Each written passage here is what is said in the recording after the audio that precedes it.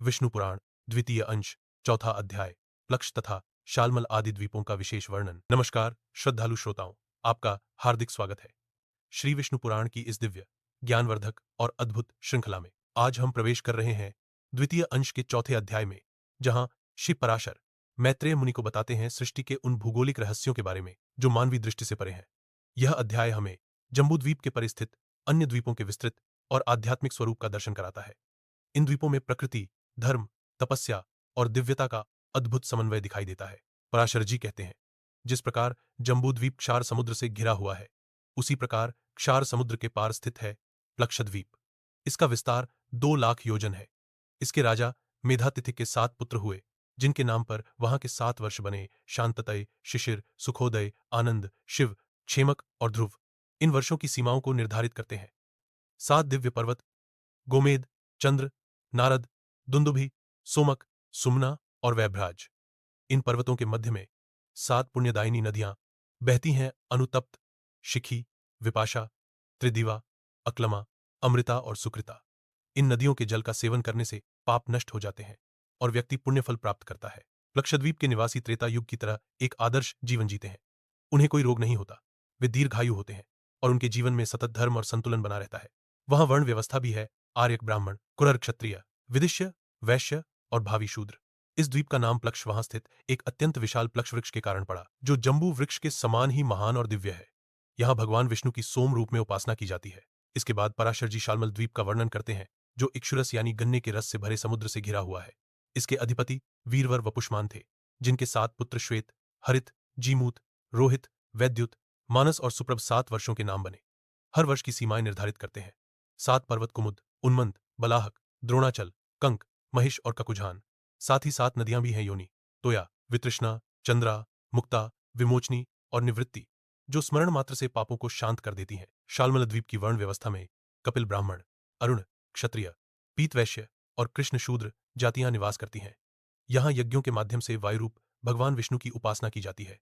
इस द्वीप की विशेषता है वहां स्थित शालमल वृक्ष, जो अत्यंत शांतिदायक है और जिसकी छाया में देवगण भी निवास करते हैं। फिर आता है कुशद्वीप, जो घी से बने समुद्र से घिरा हुआ है। इसके शासक ज्योतिष्मान के 7 पुत्र उद्धित, वेणुमान, वरथ, लंबन, धृति, प्रभाकर और कपिल वहां के 7 वर्ष कहलाते हैं। इस द्वीप की नदियां और पर्वत भी पवित्रता से भरपूर हैं और यहां निवास करने वाली प्रजादेव, दानव, गंधर्व, यक्ष और किन्नरों सहित धर्मपरायण और तपस्वी होती है। कुशद्वीप के बाहर स्थित है क्रौंच द्वीप, जो दधिमठा के समुद्र से घिरा है। इसके राजा द्युतिमान थे, जिनके 7 पुत्र कुशल, मंदग, उष्ण, पीवर, अंधकारक, मुनि और दुंदुभि यहां के 7 वर्षों के अधिपति बने। यहां भी पर्वतों और नदियों की सुंदर व्यवस्था है। देवता और गंधर्व यहां भी निवास करते हैं और भगवान विष्णु की रुद्र रूप में उपासना करते हैं। इसके आगे आता है शाकद्वीप, जो दूध समुद्र से घिरा है। इसके शासक भव्य के 7 पुत्र जलद, कुमार, सुकुमार, मरीचक, कुसुमोद, मौदाकी और महाद्रुम वहां के 7 वर्षों के अधिपति हैं। 7 महान पर्वत उदयाचल, जलाधार, रेबतक, श्याम, अस्ताचल, अंबिके और केसरी यहां के वर्ष विभाजन का कार्य करते हैं। वहां की नदियां सुकुमारी, कुमारी, नलिनी, धेनुका, इक्षु, वेणुका और गभस्ती हैं, जो समस्त पाप और भय को नष्ट कर देती हैं। यहां की वर्ण व्यवस्था में मग, मागध, मानस और मंदक जातियां क्रमशः ब्राह्मण, क्षत्रिय, वैश्य और शूद्र हैं। यहां संयमित चित्त से सूर्य रूप भगवान विष्णु की उपासना होती है।